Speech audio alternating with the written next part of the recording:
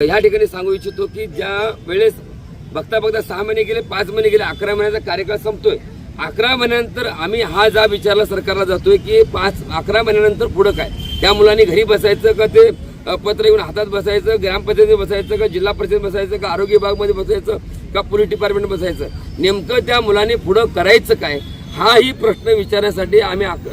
14 तारखेला आझाद मैदानावरती जातोय। सरकारने आम्हाला पुढे यानंतर काय करणार आहेत किंवा आहे त्या ठिकाणी काम करणार का पुढे वाऱ्यावर सोडणार की तुमचं काम संपलं तुम्ही जावा। आता ग्रामपंचायतमध्ये काम करणाऱ्या मुलांना काम काय लावलं जातंय, चहा आणा जावा, भाजीपाला आणा जावा, आमच्या घरातल्या मुलांना घरातल्या फॅमिलीला सोडा, मुलांना सोडा ना, हे काम दिलं जातंय। मग हे काम तुम्ही प्रशिक्षणार्थी म्हणून पत्रामध्ये एकीकडं रिटायरमेंट झालेल्या माणसांना तुम्ही कामावर बोलत आहे, त्यांचा पगार काळ संपलेला आहे, त्यांना नोकरी संपलेली आहे, तरी देखील त्या माणसांना तुम्ही कामावर बोलता, त्यांना 60,000 पगार आहे, 1 लाख पगार आहे आणि पेन्शन त्यांना चालू असताना देखील पुन्हा त्या लोकांना रिजायनिंग करून घेतलं जाते, पुन्हा त्या लोकांना आमंत्रण करून घेतलं जाते। मग हे लोक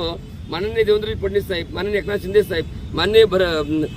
अजित पवार साहेब यांचे कोण नातेवाईक आहेत का, त्यांना का परत बोलू जाते? मग ह्या मुलांना जी तरुण पिढी या ठिकाणी रस्त्यावरती भरपडते, ही तरुण पिढी वेगळ्या मार्गावरती चाललेली आहे, ह्या मुलाला वाऱ्यावर सोडून ह्या लोकांना पुन्हा तुम्ही का हटा धरताय,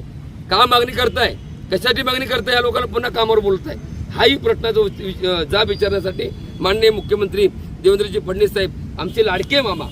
ह्या तिन्ही मामाला भेटण्यासाठी हे भाचे लोक आणि आम्ही हे 5 नेतृत्व मुंबई आझाद मैदानावरती जाणार आहोत। आणि जर तेवढ्यावरती जर समाधानकारक नाही झालं तर येणाऱ्या काळामध्ये सरकारला त्या गोष्टीवरती मोजावं लागेल आणि हे तरुण पुन्हा मोठ्या संख्येने रस्त्यावर उतरतील, तेव्हा सरकारला पळाचं कळणार नाही, हे मात्र नक्की। 1,34,000 मुख्यमंत्री युवा कार्य प्रशिक्षणार्थींच्या न्याय्य हक्कासाठी मी आणि आदरणीय तुकाराम बाबा आणि आमचे इतर 3 नेतृत्व आहेत, सर्वजण मिळून या प्रशिक्षणार्थ्यांना जो शासनानं निवडणुकीच्या अगोदर प्रशिक्षण योजना आणली आणि त्या प्रशिक्षण योजनेच्या माध्यमातून यांना 6 महिन्याचं प्रशिक्षण दिलं आणि त्यानंतर आम्ही आंदोलनं केली, यांना कायमस्वरूपी रोजगाराचा प्रश्न लावून धरला, पण शासनानं कायमस्वरूपी रोजगार न देता आम्हाला 5 महिन्याची कार्यकाल वाढवला। आता आमचं म्हणणं असं आहे की बाबा 6+5चा कार्यकाल संपलेला आहे, आता प्रशिक्षण पूर्ण झालं आहे। मग या एक शासकीय आस्थापनेमध्ये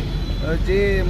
प्रशिक्षण पूर्ण केलेले हे प्रशिक्षणार्थी हे 11 महिन्याचं प्रमाणपत्र घेऊन जायचं कुठे? तर शासकीय आस्थापनेमध्ये कार्यरत प्रशिक्षण घेतलेल्या प्रशिक्षणार्थ्यांना दुसरीकडे कुठेही थारा कुणी देणार नाही। म्हणून येणाऱ्या 14 जुलै 2025ला वार सोमवारी सकाळी 10 वाजता आझाद मैदान मुंबई येथून या 1,34,000 प्रशिक्षणार्थ्यांच्या हाताला कायमस्वरूपी रोजगार भेटला पाहिजे, त्यांना कायमस्वरूपी 30,000 रुपये त्यांना मानधनामध्ये वाढ झाली पाहिजे, 30,000 रुपये त्यांना मानधन भेटलं पाहिजे आणि ज्यांचं वय 35 वर्ष आता पूर्ण झालं आहे त्यांना ते आता तुम्ही एजड झालात म्हणून सांगतायत। मी शासनाला सांगतो की